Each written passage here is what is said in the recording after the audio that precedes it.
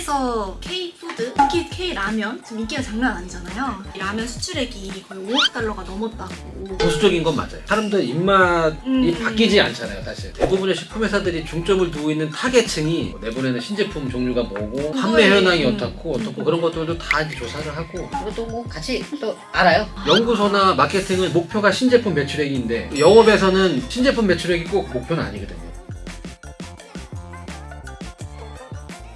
네, 안녕하세요 여러분. 폴라리스 인터뷰입니다. 네, 오늘도 여러분들 엄청 특별한 분 모시고 인터뷰를 진행하려고 하는데요.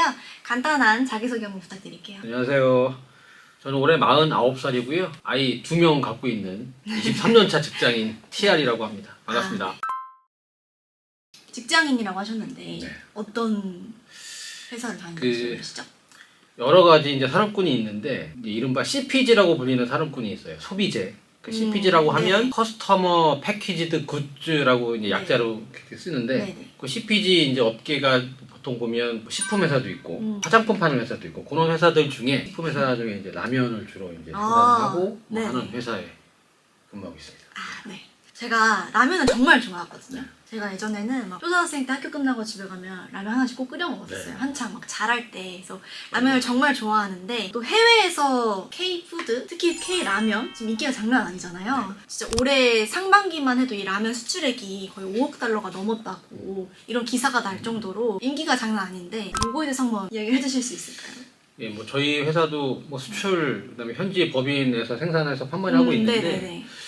이 수출 특히 라면 쪽 수요가 많이 늘어난 게 아마 코로나 2020년부터 있었던 코로나 때부터 해외 쪽 매출이 많이 늘었던 것 같아요. 특히 이제 해외 쪽 같은 경우는 저희가 수출하는 제품들도 그렇고 뭐 다른 회사도 마찬가지지만 레시피가 정말 다양해요. 해외 수출하는 것들은. 그러니까 이제 입맛을 맞추려고 이제 뭐 현지화 시키려고 하는 것들 때문에 그런 것도 있겠지만 보면 비건이라든지 네. 요새는 이제 뭐 아랍 이쪽에도 이제 할랄 제품들도 이제 판매를 해야 돼서 그쪽 제품 생산하는 라인 같은 경우는 아예 별도로 따로 있습니다. 네네. 그러니까 기존에 뭐 다른 저희 국내에 유통하는 제조 라인이랑 아예 다르게 그쪽에는 뭐 돼지고기, 소고기가 들어가면 안 되잖아요. 네. 또 이제 법적으로나 해당 국가에서 굉장히 엄격하게 따져서 아예 라인 자체도 다르게 운영하고 뭐 그런 경우도 있어요. 그럼 그쪽에서도 일단은 라면 수요가 많기는 한가요? 가장 많은 게 어느 쪽이? 보면 일단 동남아나 미국 쪽 수요가 제일 많은 것 같고요. 동남아. 예, 동남아 특히 이제 뭐 인도네시아 이런 데 같은 경우는 아시는지 모르겠지만 라면 수요가 거의 전 세계에서 2등, 3등 그랬거든요. 저희보다 인도네시아 사람들이 많이 먹고 그래서. 네네네. 또 이제 뭐 미국 쪽 같은 경우도 아까 말씀드렸던 것처럼 코로나 이후에 이제 K 라면의 열풍이 이제 많이 올라갔고 특히 이제 불닭 같은 경우는 네네. 현지화를 굉장히 잘 시킨 것 같아요.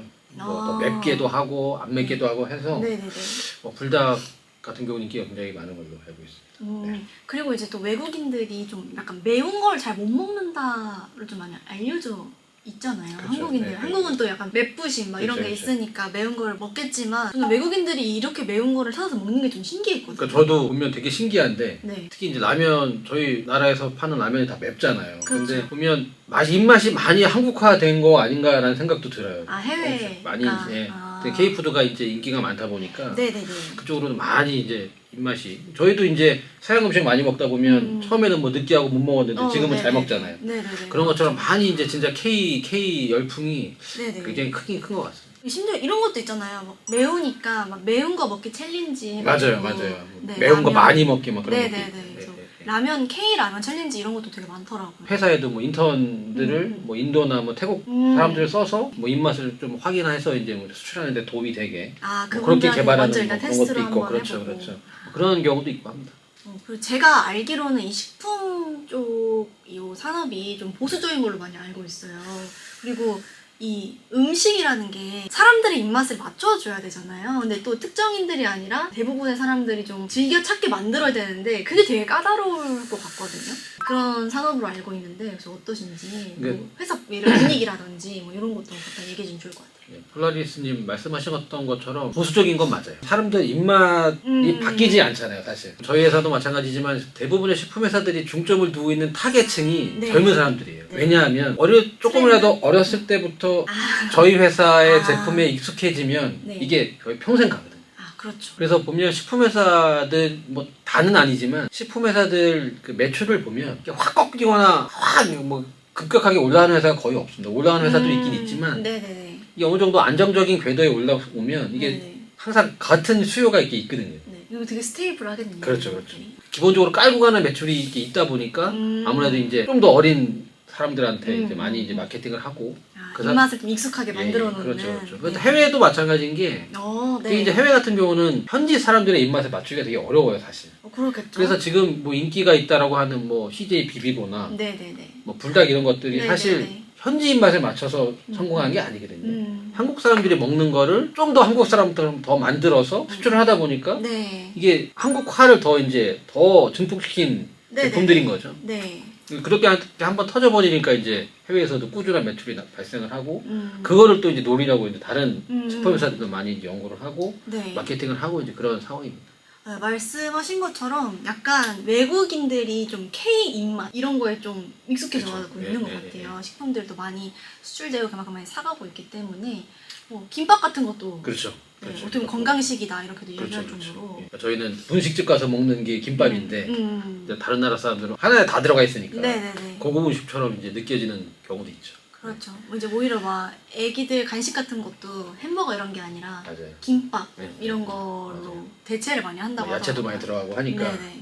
그러면 이게 식품 회사에서 가장 약간 중요하게 생각하는 부분이 어떤 거죠? 사람이 이제 먹는 거다 보니까 네. 이 식품 안전 관련된 게 굉장히 이제 중요하죠. 네. 그래서 예민하겠네요. 이제, 이쪽 그렇죠. 부분은. 그래서 뭐 각 회사들에서도 이제 식품 안전 관련된 부서들도 굉장히 많고 네네. 이게 뭔가 잘못되면 네.